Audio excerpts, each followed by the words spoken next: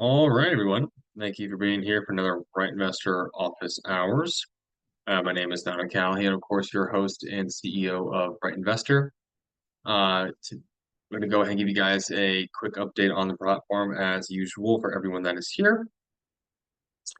We've been doing like two new versions a week recently with a bunch of minor upgrades. So we've been doing a lot of stuff. We upgraded the do not call list scrubbing. We added the ability to select all and deselect all rent and sales comps. We added the map functionality when you're in the sales comp and rent comp pages, where if you hover over the pin, it'll tell you what your comps are. Um, we have finished search history. We have finished. We are currently working on the CRM integration is officially going live here. Zapier finally gave us a thumbs up, and we're good to go. Um, see here, we are then releasing. We're getting started on the widget right now, and what else is going on? We have fixed like 25 little nuisance bugs. It has been annoying because they happen sometimes and happen they don't. But about 25 different bugs got patched. That we've been fixing as well. Let's see what else we got going on.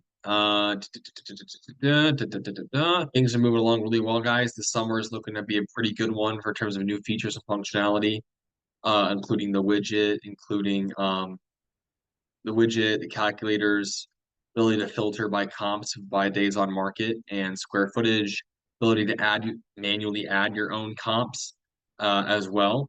So a lot of fun new features coming up this week, this next month or two, guys. About 27 of them I'm tracking right now. So it's a good time to be here.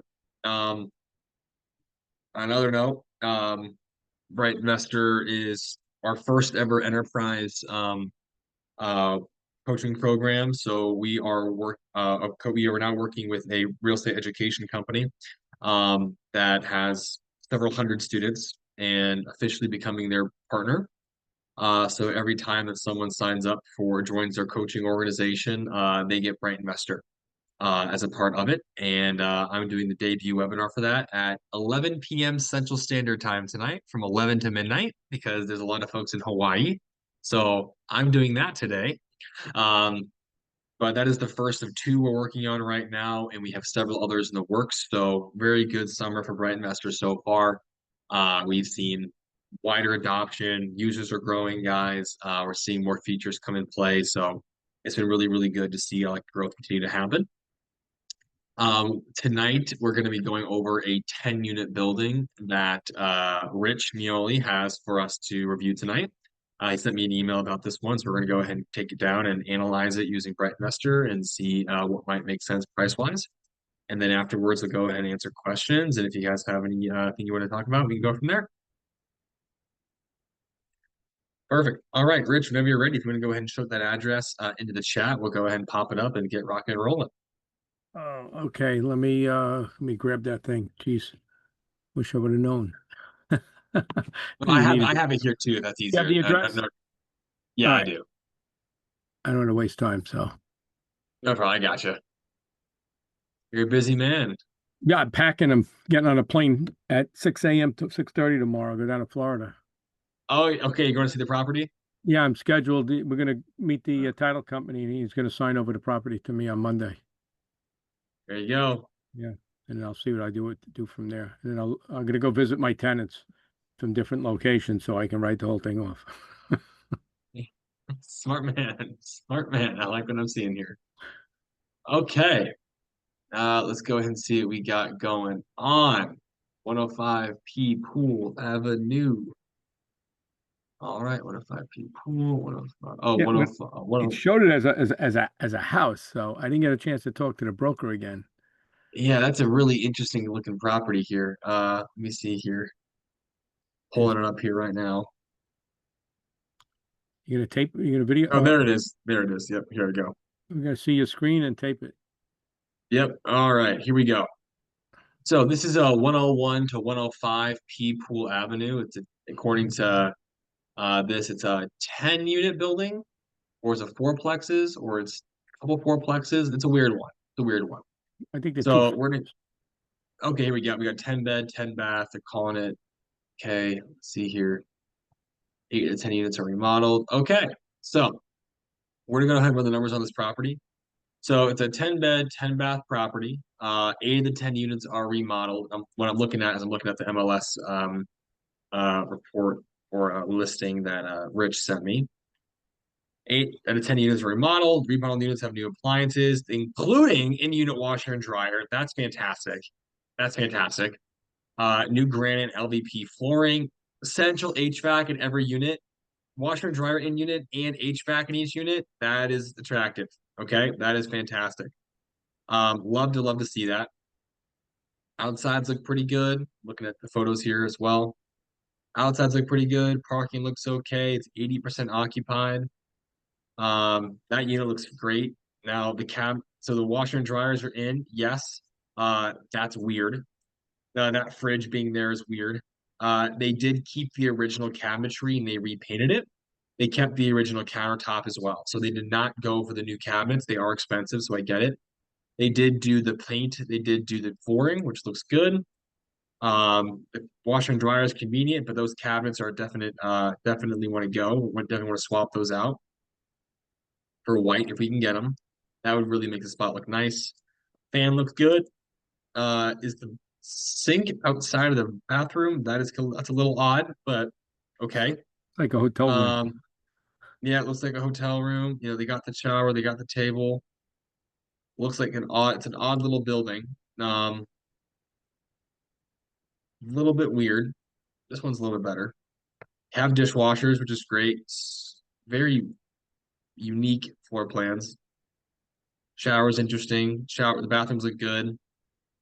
Okay, so we're gonna run the numbers on this. So according to this, they want 1.35 million. So they want $135,000 per door. My rule of thumb is that you want to be between 1.3 and 1.5 on a rent to price ratio. So if they're renting 135,000 a door, that means that 1% rule will be $1,350. So $1,350. Yeah, that's not, I don't think that's their rent. 1,350 times at least 1.3 it would mean $1,755 is the minimum I need. There's no way they're charging that for a one bedroom, but we're gonna go ahead and take a look anyways. So this property they bought, it's an absentee owner. They bought it free and clear. They've owned it for about 3 years. They bought it for 750 grand. So they're selling it for almost double that they bought it for 3 years ago. So definitely a flip on a project, kind of renovation project here. Man, guys, I wish I wasn't a teenager back in 2016. Like, tell me I could have bought 10 units for 30 grand a pop. You kidding me? Why was I messing around in biology class? Like, honestly, it makes me so mad when I see what prices were between 2015 and 2020, before I was even like out of high school and college, and just the amount how cheap everything was. Oh, killed me. Yeah, Okay. kills us too. Yeah. So next up, I'm gonna go ahead and look at what one bedroom, one bath apartments are renting for. And like I expected, definitely more expensive, right? It's Chattanooga. It's a major metro, but 100 we have about $1,000 for a one bedroom, which is pretty good. That's a pretty solid rents for a one bedroom property. But definitely not the 1,700 they're asking for it. They're smoking crack, in my opinion. No way. So they're collecting about, we're gonna say, $1,000 a month in terms of 10 units. So we have 10 units, $10,000 in gross monthly revenue.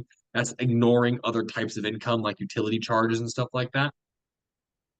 In this area, home prices are going up pretty quickly, which is great, up 12% year over year. Days on market are still relatively low, but they are up over the last year. Population took a bit of a dive the last couple of years, but income growth has gone up very quickly, telltale sign of gentrification. And new listings are up 20% year over year. We are trending up right now. So to analyze this deal, I'm going to go to my deal analyzer and say, if I have a total monthly rent of $10,000 across 10 units, I'm going to have an annual insurance policy. It's going to be closer, probably about like maybe $6,000. I'm going to hire a property management company for about maybe 8%. I'm going to hold back a little about 8% for repairs, 8 for vacancies, 8 for capex. It's a little bit bigger building. If I were to get this at today's interest rates of about a 7%, all put together, I put 20% down.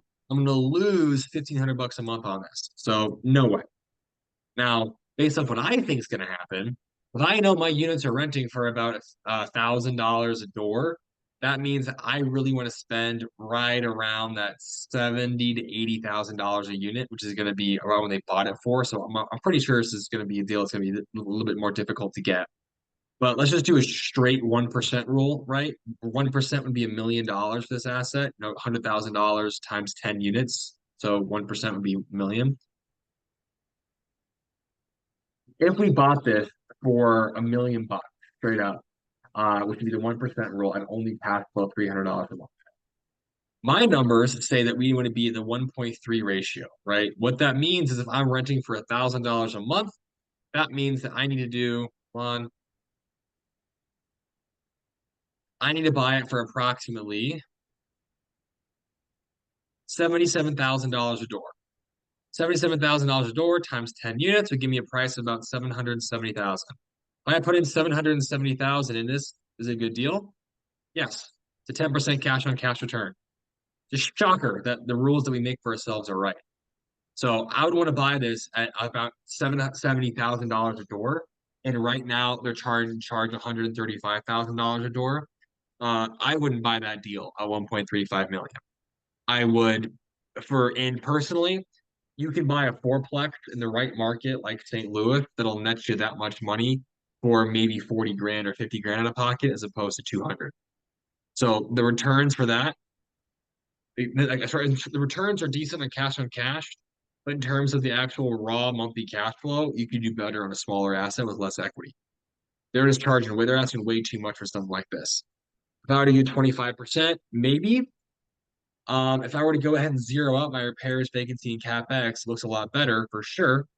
But this is a larger building. I'm going to go ahead and hold back 8% for each. That does reduce my net by quite a margin.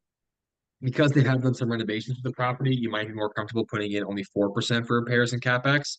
That point in time gets a little bit more attractive here to do that, to hang on to this. But maybe you're able to collect 150 bucks a month in terms of utilities for everybody. But at that point in time, that's like the most I'd be willing to do. And even so, if I brought my purchase price back from 770 grand to a straight up million, it's still only 1,600 bucks a month in net cash flow, which I think is just not worth it. Yeah, the broker said Um, he thought it would go down to like 1.2. Even at that number, it doesn't work. no, I mean, I think this is 10-1-1, my understanding. Like this is just no. I mean, no. I mean, these guys are trying to make a quick buck, selling it for double in less than 3 years. Like, yeah, it's a decent property, but in what world are they going to be getting that much? In what world is that cash flow? Actually, we Yeah. can find out. If they wanted me to pay for it for 1.35 million dollars, right? For all this right here, what would my terms have to be to make this work, right? In my opinion, right? Well, what would have to happen is one, either my interest rate has to drop to like a 3%,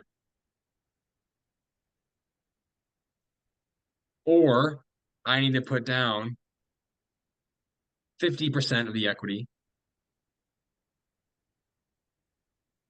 or I need to raise my rents by an additional $200 per unit, which I don't think is going to happen. So those are all things that we could do to make this deal work at their purchase price. But I don't want to put down 50% equity. I'm probably not going to get a 3% interest rate. And I'm probably not going to go ahead and get $200 more in rent premiums. Now, we also know that they bought this property and they don't have a loan on it, right? They're free and clear.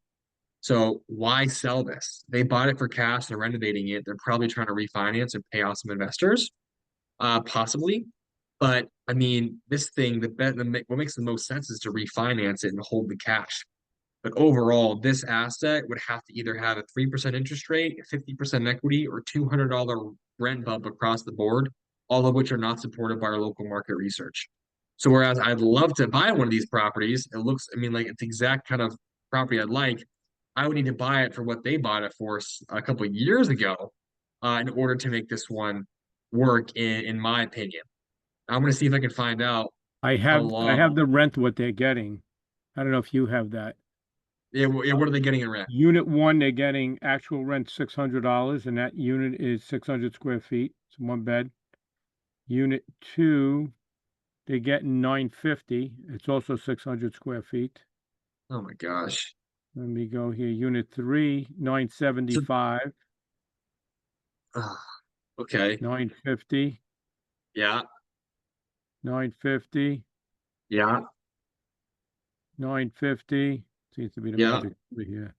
825, Uh-huh. 925, Okay.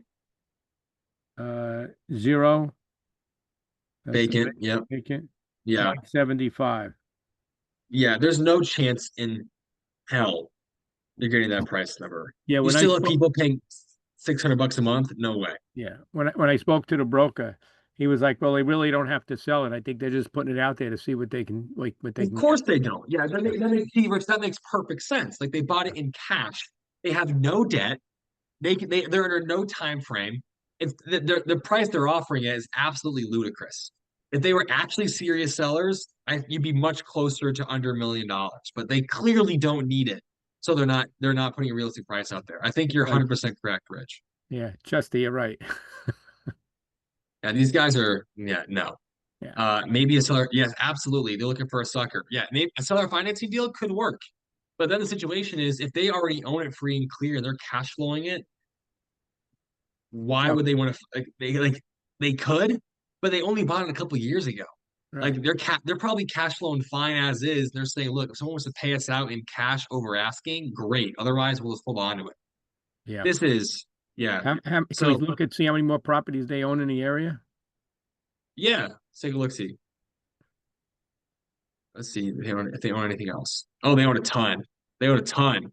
Yeah, Okay, they have apartments in Alabama, houses in Tennessee, vacant land over here, townhouse in Tennessee, single family house in Tennessee, manufacturing, Tennessee, apartments in Alabama, an office building in Chattanooga, more apartments in Tuscaloosa, multifamily in Tennessee, another quad in Tennessee, another quad in Tennessee, more in Tennessee and Alabama. So these guys own a lot of property across Tennessee and Alabama.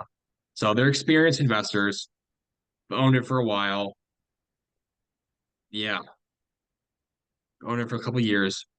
Yeah, these are experienced investors. I get it, right? But this is not a good deal for us as people who are looking for cash flow. why do they keep everything in one LLC? Isn't that kind of dangerous? Could be a holding entity, and then they have, yeah, probably not great for them to hold everything into one. But it is called Sem Holdings LLC. So they have one entity that's holding most of their stuff, for better, for worse. I don't know why they're doing it that way, but they are. Um, but yeah, this ideally that's not what you want to have happen.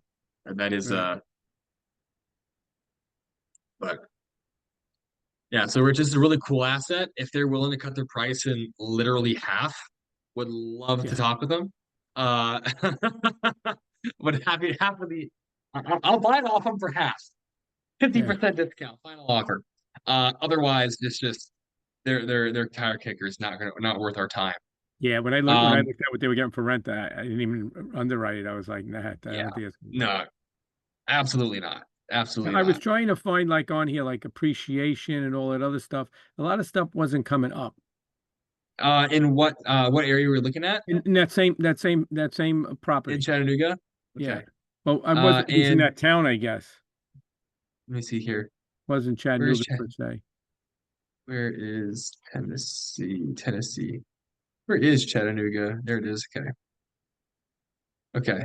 Let's go and take a look. See here. See, I was looking at the property, not in Chattanooga per se. Okay. Let's go and see what we got going on here. So you're just looking Right. at the entire MSA? Yep. I'm looking at the whole area Okay. for appreciation. So market. So this is actually really interesting. So the market is up about 30% since 2020. We've been appreciating at about 5.5% per year. But most of that growth happened between November 2020 and December 2021, where we skyrocketed from 270,000 to about 400.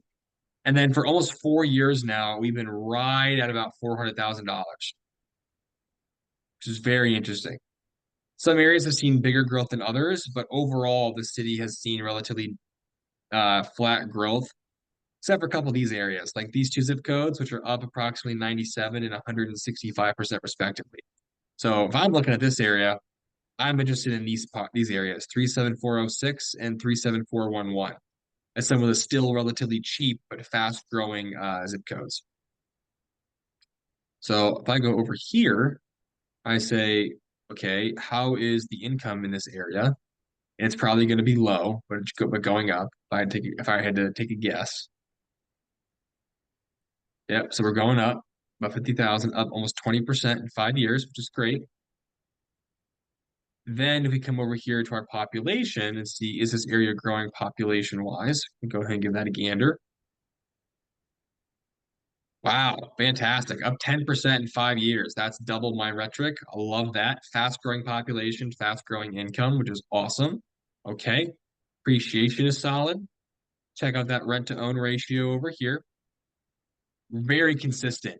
10, 12 years of consistency. Rock solid 38% people still rent here. Super stable rental demographics. Awesome. And then come over here and check out our schools. That makes sense. Not great. It's a cheaper area, not the best, highest property taxes. Schools aren't great. Doesn't surprise me. Wait, do I have any charter schools nearby? No, I have a private schools. Ton of private schools. Wow. 1, 2, 3, 4, 5, 6, 7, 8, 9, 10, 11 private schools all around. Okay. So Our Lady of Perpetual Help, Calvary Christian, Moore Academy, Skyuka, Children's Home Daycare, Signal Centers, Notre Dame. There's a lot of private schools. Okay, that works. How about our local franchises? Is it an area that's attracting investment? Where my Chick-fil-A's at? A lot of Chick-fil-A's. Okay, where my Starbucks at? A lot of Starbucks. Where my Target's at? Where my Walmart, Trader Joe's, Whole Foods, Dollar General. Do you guys see that? Do you see how the Dollar Generals are exactly where these aren't? Do you see that line? They very rarely overlap. So you see these high income franchises are focused on the far east side and the far west side, and then more towards our south section. And as we kind of play around this longitude, we are in a situation where we're seeing some like more DGs. Interesting. Okay. I'm gonna add that as a layer for now. I'm gonna go ahead and swap up my businesses, see how convenient the area is to live in. How about my restaurants? Okay, all these restaurants right here. I see some national franchises as well. Give me the grocery stores and give me the medical centers. Okay, so a lot going on. Got the airport right there, very close to medical, very close to some of these restaurants. A pretty decently located asset, which I like a lot.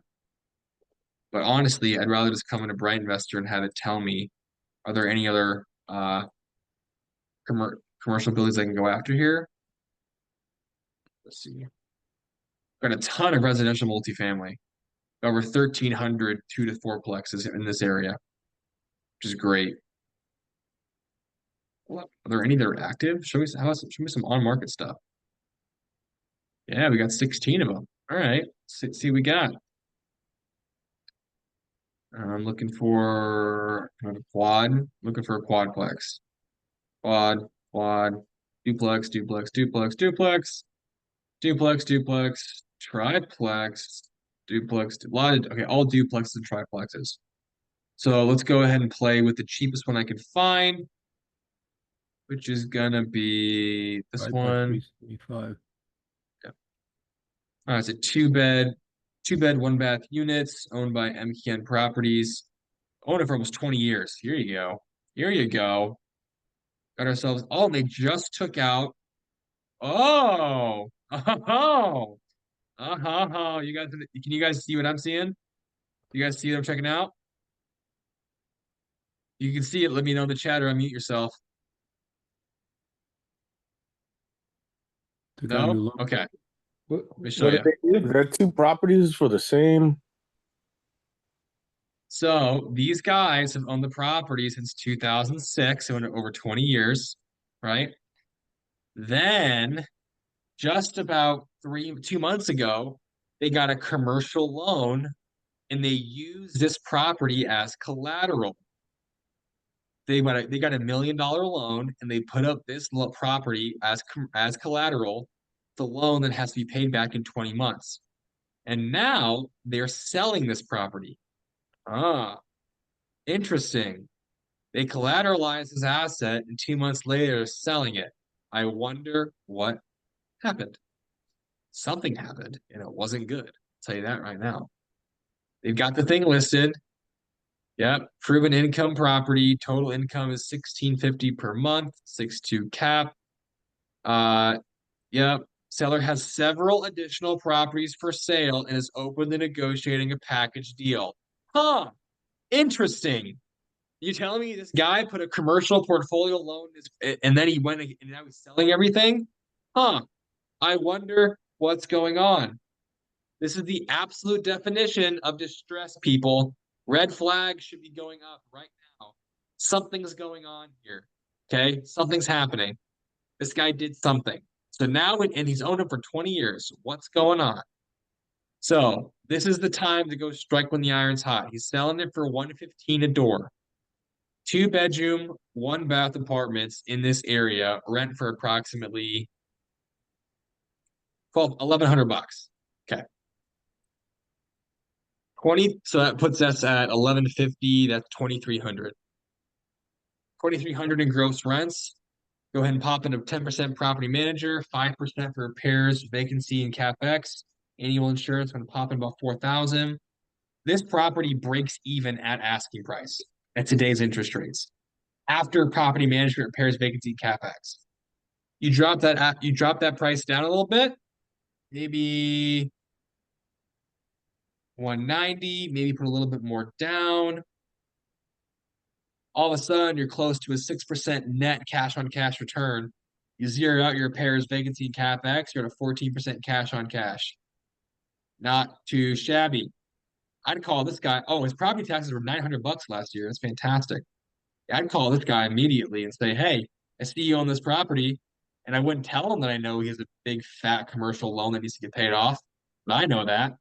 I'm gonna go call him and say, "Hey, so you got multiple properties for sale right now, huh? You think you might be willing to sell something to me? Maybe." And it looks like this guy's smart. He has them under different LLCs. Okay, good for you. You're doing a good job, buddy. Okay. That is very interesting. You I ask a think maybe question? it's bankruptcy? Oh, could be. I mean, Lending Solutions LLC. I mean, I could take a look and see if that company's known for doing things like that or doing like a kind of like last saving grace. Or maybe he just wants to get rid of all the small ones and he has a bigger one. It's possible he may have used that loan to buy a larger asset. Now he's selling off all the small ones. Okay, here's the company he got the loan from. Okay. They do conventional, they do fixed rate. Yep, yep, yep. They do BA loans. Okay. That doesn't tell me anything. He got a $1 million loan on a 20-month term, and he got it less than 2 months ago. So he probably took the loan out and now he's trying to sell these things off. He probably took that loan out to buy a commercial building and now he used all these as collateral and now he's selling all of these to pay for that loan, pay himself back. It's probably what happened here. Can I ask a And we question? know that yeah, go for it. Sorry, I don't mean to do the interrupt. You brought up several times about the LLCs and, what is the structure? I've heard different structures, different ideas of Yeah. structures. See, you don't want to have, 10 properties under one name or one LLC name, Mhm. but what's kind of the structure that protects you best? Yeah, so long answer to that. So because of the nature of LLCs, they serve two purposes, right? They serve as a protection for liability. They also serve as a tax entity for pass through. So anything that you own in an LLC, the income and losses from that are passed through the LLC to you. So the LLC doesn't file its own tax return. You can file it on your personal return at the end of the year. So like right Mhm. now, I'm putting in central air conditioning at my fourplex. My fourplex is going to pay for it, pass that loss at the end of the year from cash flow to me, and I'm going to get to write that off. Um, from a liability perspective, the idea is if your LLC gets sued and they have to go after everything the LLC owns. If the LLC has interest in multiple properties, technically those are things that could be gone after under the corporate veil of your LLC. So people either do a couple things. One, they have one LLC for each individual property, so that way your liability is limited to just that asset. The benefit of that is the ultimate protection. The downside is that it's going to be the most costly in terms of filing for taxes for all the LLCs every year, or getting those LLCs set up, and it can be kind of an accounting headache with so many entities. Second, people can do what's called a series or a nest LLC. They're not as common, but they can be done, where you have one holding LLC, and that LLC owns about 10 others underneath it, and then each of those series or nest LLCs owns a property. They're not as common. Again, they can be costly as well, but they are a way to kind of keep everything more accurately together. Then you have other people who will own like 1 to 2 properties per LLC in order to be a bit more prepared. And then your folks who will own everything under one LLC. And I highly recommend, if I don't think it's prudent to have one LLC for every property, especially when you're getting started, but don't have more than two or three per entity. And then as you get bigger and bigger, it can be more worthwhile to bear the cost and have everything put into its own. But when you're getting started, usually it's overkill to have everything in its own. Understood. Okay. Absolutely. Like right now, I'm getting my state documents funded, all my things funded. So I'm having to get all the ownership documents from everything to give it over to my estate, my trust. My trust will not own everything. And then when that trust is done, they will own everything. I'll also be a beneficiary of said trust. So like my 200 unit building, my 300 unit building, my fourplex, my new house that I just bought, my cars, my investments, my ownership of BrightInvestor will all be owned by the trust. And actually, announcement, guys, I'm going under contract today in the 60-unit senior living facility in Pennsylvania. The contract's being drafted and being signed right now, which is fun for me and the team. So we're flying out tomorrow to go take a look at it, but that will be a fun one. Where in So PA? with that will also be, what's that? Where in PA? Pittsburgh. Oh, Pittsburgh. Yep, in Pittsburgh. So we're going under contract. Yep. Sorry, if I understood correctly, really to protect, it seems like you do have everything under a core umbrella, which would be the trust, and then the LLCs Yes. under the trust, right? Correct. Okay. So oftentimes you'll have happen is a trust owns a holding company, or a trust owns a variety of companies. Those companies own additional companies, which then own the real estate. But everything factors back to the trust at the end of the day, and then you become a beneficiary of that trust. Okay. That's your pro solution. Thanks, Jason. Thanks, Chester. I appreciate it. Yeah, I've been working on How this hard deal is it then to get How hard is it then to get loans if everything's in a trust? So when you're buying the property, you're not necessarily always buying it through the trust. You can buy it through an LLC that is then owned by the trust. So it depends on the nature of the asset you're buying and what your strategy is. But like DSCR loans are designed to be given to LLCs. So I can spin up 50 LLCs tonight if I wanted to. And then I can use any of those LLCs to go buy a piece of real estate with a DSCR loan product. And then I transfer the entity keep the loan in the LLC's name, but I keep the transfer of the entity in deed to the trust itself. In that situation, the trust owns the asset, the LLC holds the debt, and I'm a beneficiary of any income that is derived from that property itself. Interesting. Okay. And then again, if you have like a specific asset you're looking at or want to have a more one-on-one, happy to talk more about that too. I'll do the obligatory, not a lawyer, not a CPA advice, but I give you guys my experience and my what I've done and what I've worked on. Yeah. Let's see here. Any other questions I can answer today or folks I can help with as we're looking at some things. Well, I do have a question. I'm relatively new. I saw one or two of your presentations before, and I like the variety of everything that you can look into and get like really in depth on. And because I live in California, okay, so my goal is to invest out of state, and obviously having a tool like this can give me a lot of information and that I can get in bits and pieces in other in other websites and stuff like that. But it's a quick summary. When you, as I was watching you do the structure there on this new property we were looking at, so you say, okay, you want to move forward. So do you just mostly just reach out to these people and call them, or do you have like a, because my concern, I guess, is once I would find something that I liked, yes, I could call the owner and make an offer. But my question is, what do you do about when you actually buy it? And I don't have a team in Cincinnati to fix and manage the property and all that. How do you work that out remotely, I Uh, guess? yeah. So I mean, the easy answer is, I mean, BI Diamond does some of that. So BI Diamonds, I've worked with several people now so far. Not everyone's closed yet, but about 60% of people have closed the property. I got two BI Diamond members today actually are offering on duplexes in Indianapolis, and another one's doing a fourplex right now. But you can work with someone to build a property management, agent, lender, insurance, GC team on the ground to kind of go forth and put those things together. But long story short, what you're going to need is you're going to need to be able to find the agents who are representing the transactions that you want to buy, get the referrals for the insurance companies they most leverage, or you can use our referral for like Steadily or OB for insurance. Then you're going to get their recommendations for the PMs. Then you're going to go ahead and get the recommendations for GCs and handyman on the ground. Once you've done those four things, you're going to go ahead and get a pre-approval from the loan, which I have a lender that will go ahead and use. What I recommend, he gets people approved within the same day. Specializes in investor and DSCR loan products. You then take all that information, and then we go have the agent go out there. We tour the property, give us the photos. We get the pre-approval in place, get the PM in place, and then we get the insurance in place. Make the offer, do the inspection, subject to an inspection and financing contingency. After that's done, we go ahead and get the PM involved about 2 weeks pre-closing.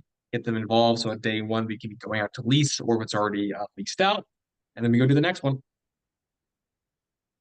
Okay. And if you have any questions about that, just shoot me an email, Donato@BrightInvestor.com. Happy to go into more Yeah. detail about all that No, no, too. no, of course. I don't want to take up all the time. Yeah. Oh, yeah, you're good. But long story short, leveraging referrals, asking questions, doing it. So far, we've had a lot of good folks. We've got a lot of people who've been able to invest out of state and do it remotely and get some good things done, which has been nice. Most recently, fella in California, bought a single family rental in Texas for his first deal, and now we're going to buy a second one here soon. Um, and you got folks like Jason who buy locally, but have a great deal. And the duplex that actually another person right now who's in Southern California in Sacramento. Okay, that's not Southern California. I get it. It's Northern California, but in Iowa, yeah. So they're in Sacramento, but they're offering on a duplex, which is really cool. In place rents are 800. The Section 8 rents 1,600. In Crazy Sacramento, deal. Yeah, and the deal is in the Indianapolis. Indianapolis. Uh, Gotcha. yeah. So we're gonna take in-place market rents of $800, flip it Section 8, and double their cash flow. That property is gonna cost them less than 40 grand out of pocket.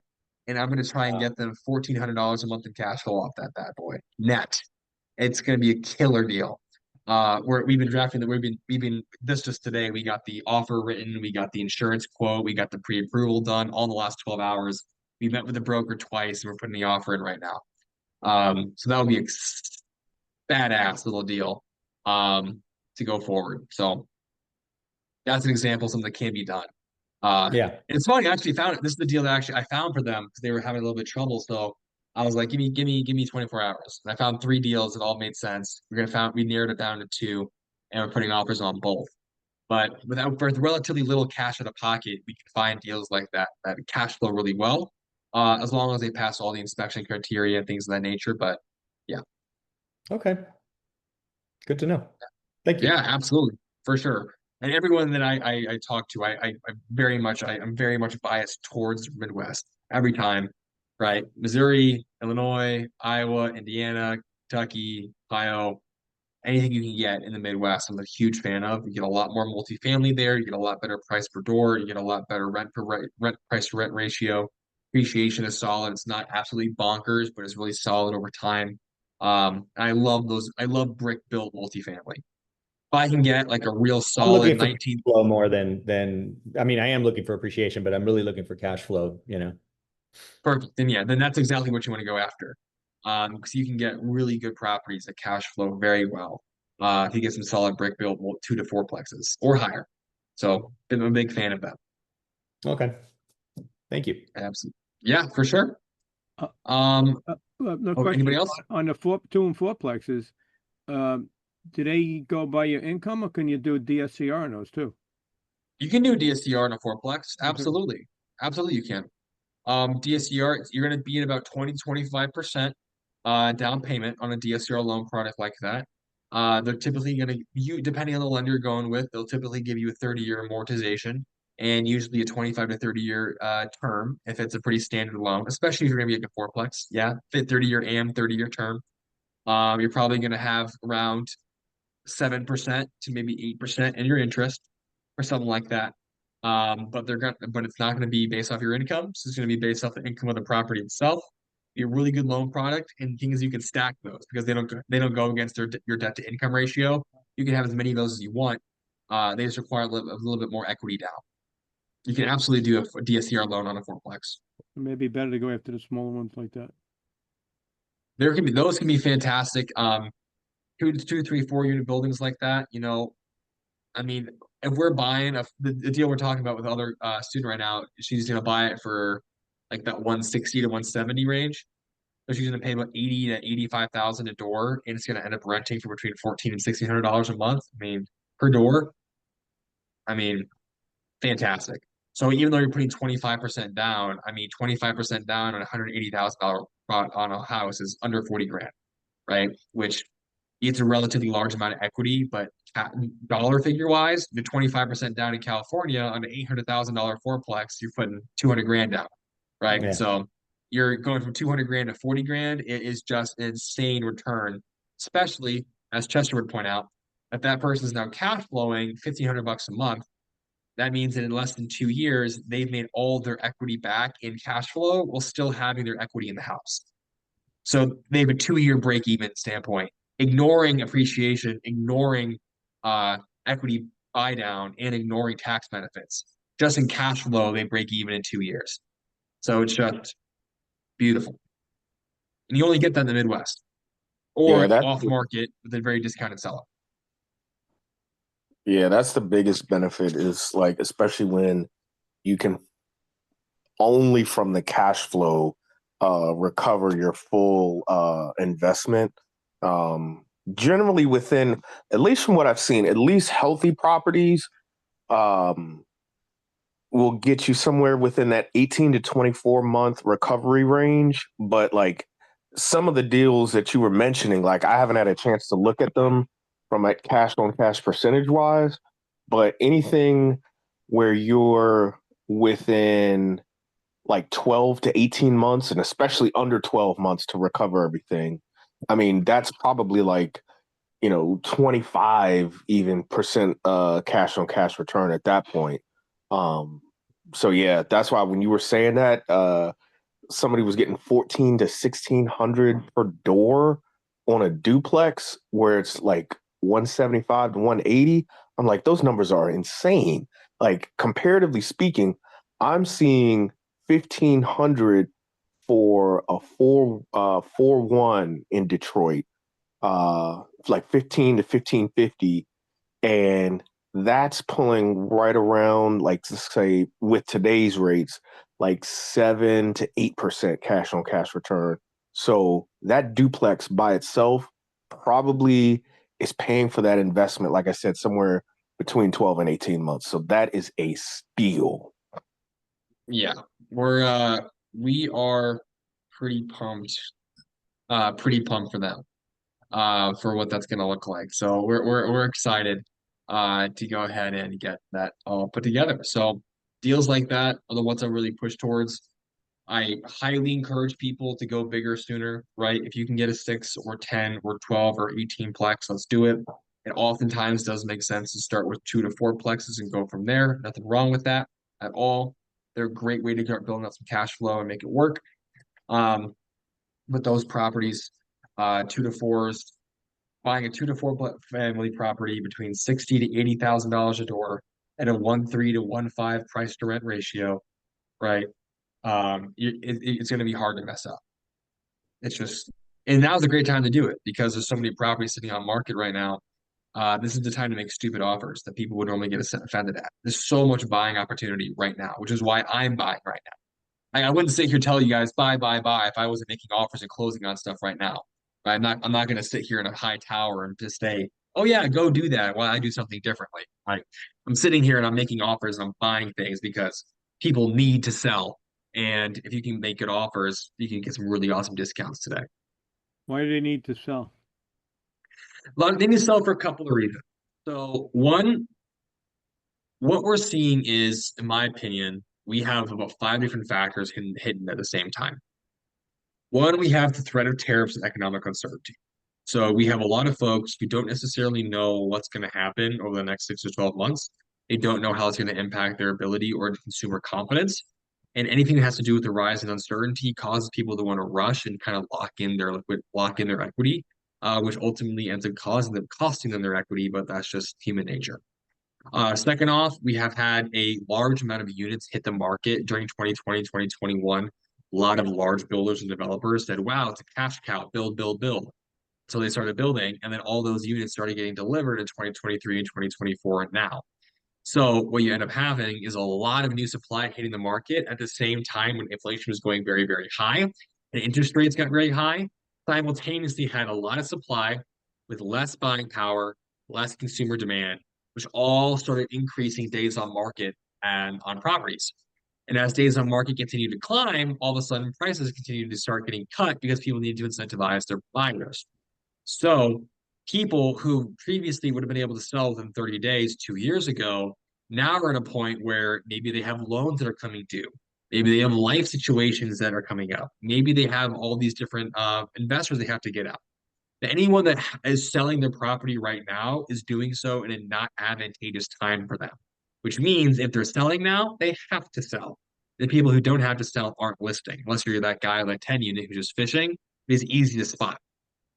Right now, as more and more inventory piles up, the people who maybe want to sell get caught up with people who really need to sell, causing negative price pressure or downward price pressure, giving us investors the opportunity to come in and make offers. So like I'm tracking a fourplex right now in St. Louis. I made an offer on a 10-unit seller finance building 2 weeks ago that didn't get accepted, which is fine. They went with somebody else's seller financing offer because that guy offered $100,000 over asking, like an idiot, in my opinion. But there's a fourplex I'm tracking that's already dropped 15% in list price. And I'm just watching that thing tick down and down and down, bleeding them dry until the point where I'll swoop in and I'll buy it for the prices I want to buy it at, which is a 20% reduction to list. Mm. It's time to be aggressive. Like it's the very quintessential greed and fear index. There's so much fear out there right now. You should be greedy. I'm giving everyone here permission to go be greedy and go buy something and put some offers out because it just makes too much sense where we're currently sitting. Especially if you can find something that cash flows at 7% interest rate. Heck, when interest rates go down to 4 or 5% in the coming years, which they will, you're going to be sitting real pretty. Yeah, they didn't lower interest rates today. Feds. They kept it steady, but they're still projecting 2 cuts in 2025, which who knows. But getting the asset now at a good price is perfect. And I think the next 6 months are great times to be acquiring at discounts. Okay. I know in Florida, these new builders, they're cutting prices and offering the real estate agents 6%. I'm talking to a guy down there who sold me one a while ago at a discount, and I'm renting up, it's doing good. And he says no one's even coming in. All these new part of Florida? builders have to cash in sooner or later. What part of Florida? Fort Myers. Fort Myers. Yeah, it's a townhouse. I bought a townhouse there. I bought one in Naples. Bought it from the same builder. And it was interesting. The one in Fort Myers, though, I bought it. It was vacant for like 6 months. When that hurricane came, I figured, all right, I'm going to cash in here. Nothing. So now I got a young couple that moved in. Actually, I'm going down to Florida. I'm going to pass by there, and I never even seen the place. My son saw it. I never saw it. So I'm going to go inside and yeah. I mean, with those kind Bring the bottle of champagne. Oftentimes, Say sorry, thank you. yeah. Oftentimes, those sellers, those builders have so much inventory coming on, they have to, which is why I'm going to be very clear about this. When builder sentiment is high and the confidence is high, we have all the supply coming online. Then, when all the builders, all their supply at the exact same time, sentiment goes down and prices go down. Right now, last 12 months between mid 2024 through mid 2026, all of these builders have now stopped building. And they're just delivering the units. They're not doing any new starts. Which means right now, we are causing the supply shortage that's going to reveal itself in 3 years. We're going to have a constant zigzag up and down. No one is building right now. They're just finishing their supply, which means in 3 and 4 years, when the units they delivered get absorbed, we're going to go right back to where's all the units, rent growth high again, price growth high again. Then the builders will get all giddy again and they'll start building again. And then we'll have a temporary depression again when it comes to our rents and our home price, and it'll go back and forth. So buying right now is locking in a price, is locking in a lower basis that cash flows today with the knowledge that you're going to be able to raise your rents and having faster appreciation in about 2-3 years once the current units have been absorbed. There's still a 4 million unit supply shortage. It's not going anywhere. We're just going to be constantly in the up and down waves of builders that build too much and then not enough for like the next 30 years. Sounds good. That's why I'm trying to buy. I have a shows you. personal goal to acquire 500 units in the next 18 months. That's what I'm trying to do. Across about 10 different projects. I like to buy 10, 50 unit properties in the next 18 months. And then I'm gonna roll into 2027, 2028 with just stupid amounts of rent growth. And then, retire again. Just the goal. That's the What goal. what are the rates for those DSCR loans? About 7-8% right now. I can shoot me an email. I'll get you in contact with my guy. Okay. All right. Get you pre-qualified. He's awesome. He's a local guy I've worked with here in St. Louis. Just works on investors. He's great. Very responsive. Very responsive, which is why I like him. Yeah. Okay. You can email just donato@BrightInvestor.com. Right, guys. Let's start any other questions. Appreciate you being here. You'll see some more emails over the next couple of days from us about the next version of Bright Investor and the new features that got released. Make sure you stay frosty and check out for those. If you need anything from me, go ahead and let me know. Unless there are any of the last second questions, we'll go ahead and call it a night. Great Hey, meeting Donato, tonight. Great meeting. Well, thank you, Rich. Yeah, really quick, what for like some of these larger so like beyond fourplex type of properties, like bigger, larger multifamilies, so you'd already be including in the rent for each unit the repairs, maintenance, vacancy, and all of that. Would you be, what's a good way to put it? Like, how like I'm like usually thinking like set aside like reserves or something like that. Like of like, let's say, I don't know, like 5 or 10,000 for like let's say a single family, and then maybe like 10,000 or something like that for a duplex. Would you, for like a larger multifamily, like let's say like a 20 unit or a 30 unit, would that be something that you would like fold into the rent and not have anything already set aside and just allow that to build up so that it's just pure cash flow after you've got all of the rent, and then you've taken care of the mortgage, and then you set aside reserves? Like, is that how you would approach that? I like to buy every commercial building with 6 months of operating reserves, plus whatever CapEx is necessary and a 10% contingency. So if that property costs $60,000 to run in all repairs, maintenance, payroll, taxes, insurance, everything, then I want $30,000 set aside in reserves.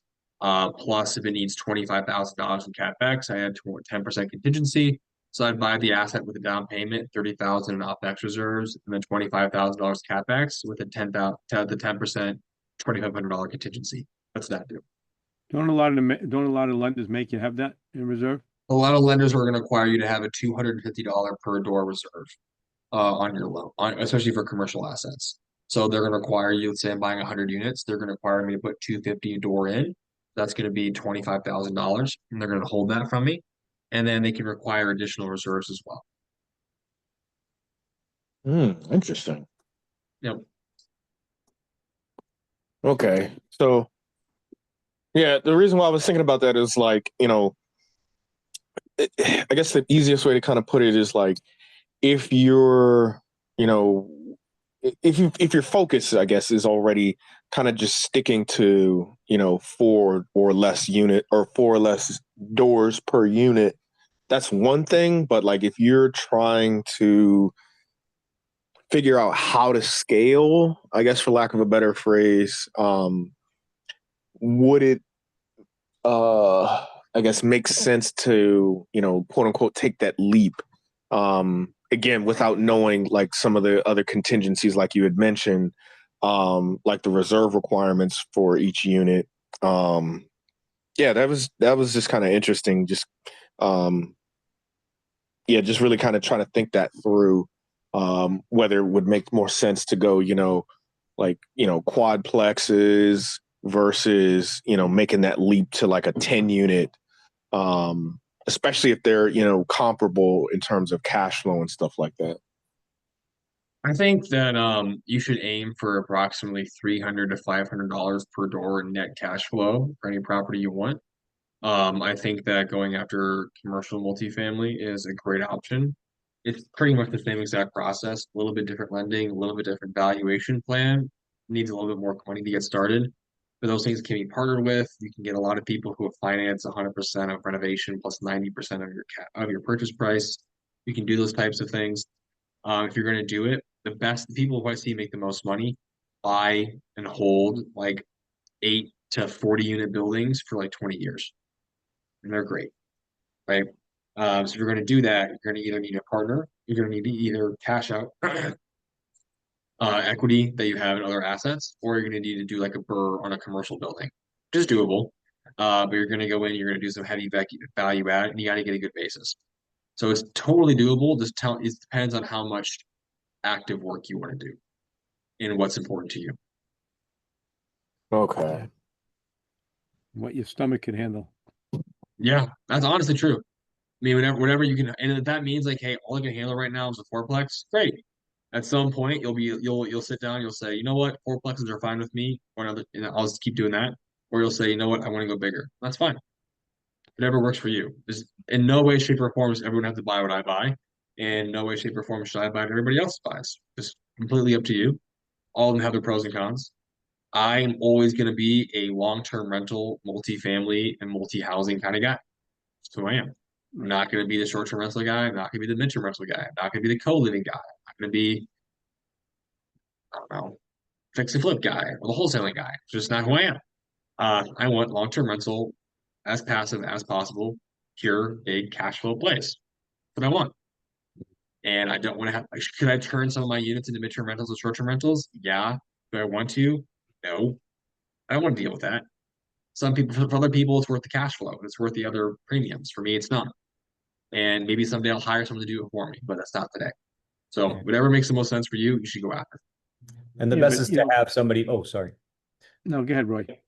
And the best is to have really somebody to manage it from the start, right? So that way you're more distant from getting chummy with the tenants. And I have a personal story with that, but I just want to say that that's probably the best. Or what do you recommend? Because I know some people in my real estate group love to run everything themselves. I think once I sit down with somebody and I ask them what it is they want, nobody says to me in their 10-year plan, oh, Donato, I just really want to manage tenants all day long. Nobody Yeah. says that. Everybody wants to be able to go do their own thing. So even if they feel like more comfortable managing themselves, at some point, yeah, I see you, Jason. I see you. Nice to you. At some point, we always make a plan to buy properties where if we wanted to, we could turn them over to a PM as we scale. So like Jason, the fourplex that we bought, for him, is it 2 months ago now, Jason? You're muted. Like that? Yes. About 2 months ago. So like Jason's local, and so he's going to be bought that with margin, expecting him to put in a professional PM if he wants to. But he's taking the rents from like $1,000 a month they are to over the next 2 years, we're going to get to that $1,600-$1,800 mark. So there's plenty of margin for him to cash flow like crazy. But he's doing the work, he's doing the contractors in, and then when he's done and ready for the next one, he may turn that over to the professional PM and say, "Great, I've gotten my work intensity out of it. Now I'm ready to scale up and do more kind of hit arm's length stuff." But it depends what you want to do. Yeah. It's good to have the options is the biggest thing in my head, at least. Yeah, and his cash flow will be so high. Like he's a fourplex that was renting for 1,000 a door that will eventually go to 1,800. Right? He's doing a huge renovation, huge value add plan. And so he can go ahead and he can hire a PM and he's still going to make a ton of money on a monthly basis, not to mention the equity he's going to have. So I really advise people that if you're going to buy this building out of state, buy it expecting to pay 10% and run the numbers that way. So that worst case scenario, you ran your numbers with somebody else running it for you. If you want to step in and save yourself the 10%, go for it. Build Okay. that 10% in. Yep, build it in. I need the 10%, 5, 5, and 5 for repairs, vacancy, and CapEx. And so basically what you're essentially doing is you're taking 25% off the rent off the top. 25% of the rent off the top for your expenses, that kind of thing, preparation, buffer, just in case, to make it work. And that's how you know you're making a good deal. The insurance is very wildly different depending on what part of the country you are. Yep. I didn't notice if through the site you kind of get an idea of what you're going to expect to pay, for example, in Ohio, Yep. for a fourplex or whatever. Is that kind of in the program as well? Yeah. So inside of BI, when you're logging in, and we do this individually as well. Yeah, But yeah, no when worries. so let's say I'm in Cincinnati. I'm just gonna find a property in Cincinnati. Cincinnati, give me a on-market fourplex. Great. There's 56 of them. Okay, great. Give me this one. All right. This is a multifamily. It's a duplex. Okay, great. Duplex. Hit insurance estimate, and steadily it'll give you an instant quote. So our soft quote was $61 a month for landlord insurance for this asset. I'll hit get quote, and then it'll go ahead and it'll run me through the full process of getting the quote in terms of like the actual no kidding number. And yeah, There you go. Okay. Good to done. know. Yeah. So actually the person buying the duplex right now in Indianapolis, we got 2 quotes today from Steadily. One was for $110 a month, the other was for about $180 a month for 2 different properties. When the because of where they were. So yeah. Great. Okay. Thank you. Yeah. All right, guys. I'm going to go ahead and make my webinar slides for my webinar that starts at 11 o'clock tonight and pound some 5-hour energy or something. If you have any questions, go ahead and email me to not@brightinvestor.com. You'll see some more emails coming out with the latest features with BrightInvestor. We're still moving along. We're still trucking.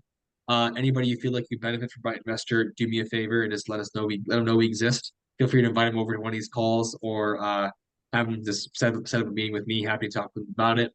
And as always, it's a pleasure. Thanks for being here. Thank you. All right, thanks again, Good night, Donato. everybody. Bye. All right, You have a got good it. one, guys. Bye.